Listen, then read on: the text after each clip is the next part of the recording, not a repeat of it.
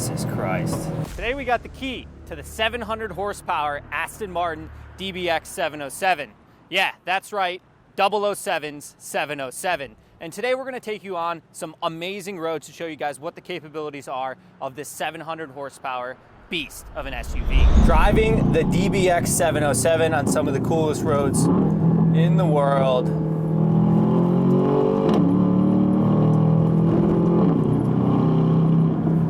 You see how this thing performs on this windy road.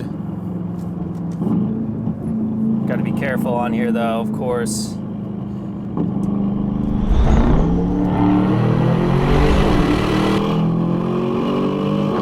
Oh my God, it's just so much power. It's crazy, so much power. And the sound is there, it sounds fantastic. That 4-liter twin turbo V8, just the sounds it makes, man. And it handles so well, you feel so planted. And you just feel so kind of like in control almost all the time, even with these Pirelli all-season tires on them. This is certainly a driver's SUV.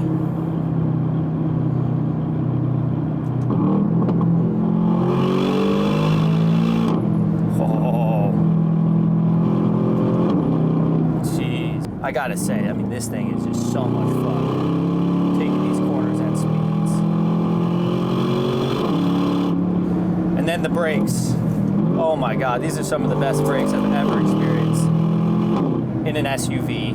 16.5-inch carbon ceramic Aston Martin brakes that just really make the stopping power feel that much more insane. I mean, you don't even have to really brake till the last second.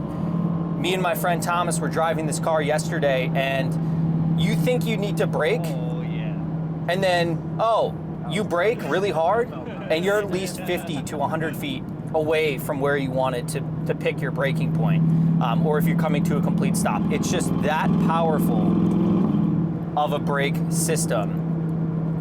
And even on these all seasons, I must say, I mean, it really feels fantastic. Yeah, is the tech awesome? No.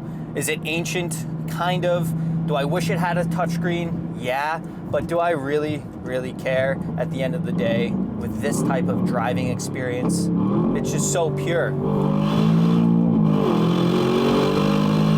It's so fast. This truck is so underappreciated. It's not even funny. It's so much fun to drive and so fast and so sophisticated and so sleek that it's almost like a sleeper super SUV. People always spend the money on the Kim Kardashian G-Wagon or the Miami Lamborghini Urus, but they don't even consider this car for whatever reason. I mean, I think it's because it's the Aston Martin badge on it, and people don't have enough respect for it, even though they make really some of the best cars that are out there. That first V12 Vantage S, you remember that? I think it was like 2013, 2014. They stopped making it, I believe, but that V12 Vantage, are you kidding me? That small of a car, they're gonna throw a V12 in it? And speaking of V12s, I really would love to see a V12 in this car. It would really compete and make the DBX super legitimate in terms of how manufacturers are thinking about some of these super SUVs. Ferrari's coming out with the Puro Sangue that has a naturally aspirated V12, almost 700 horsepower or something like that.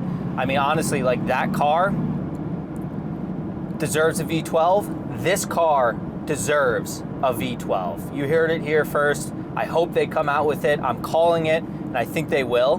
But yeah, just in general, this is the truck that can actually compete with the Puro Sangue, in my opinion.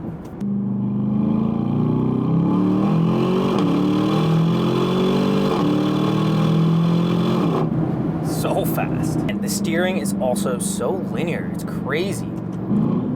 Somehow they're able to engineer this chassis, by the way, which is their own chassis. A lot of the other parts in this car aren't Aston Martin, but the chassis and platform are. What a gorgeous road to rip this car down. Absolutely breathtaking.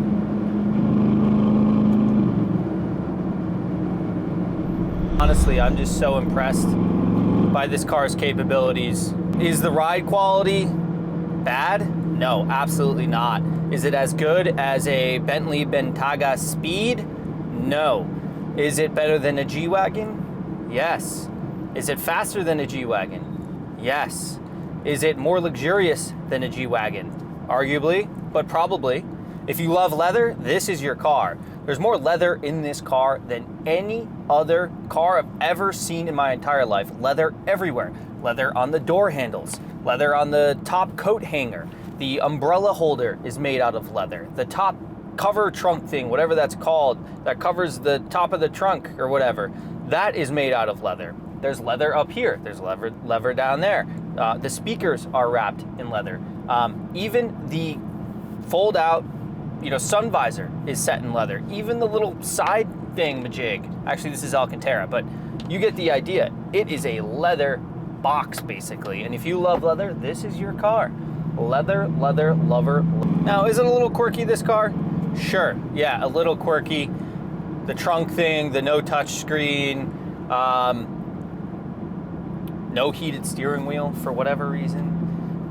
Like these little things are odd, no doubt, and that's what you get with an independent car manufacturer. If you look at any of the historical, like Ferraris or Lamborghinis that were made in the early 2000s or even before that, like when the tech eventually got better and better, they still kind of lag behind versus a lot of these other larger car manufacturers like a Volkswagen, like a Mercedes, simply because they don't have a large enough R&D team and budget to really put towards technology and kind of these little things.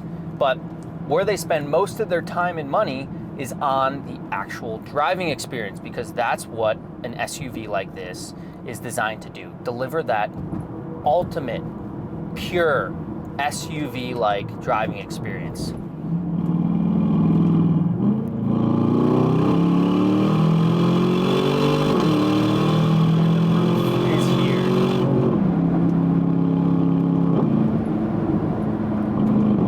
That's the proof right there. All that power, all that control in one four-door super SUV. This might be one of the best cars I've ever driven. For its size, its weight, almost 5,000 pounds, nothing can really deliver a driving experience like this, in my opinion. Maybe the Porsche Cayenne Turbo GT could. Maybe the Bentley Bentayga Speed. Maybe the Urus Performante. But could you really even kind of call those SUVs? I mean, this is an SUV.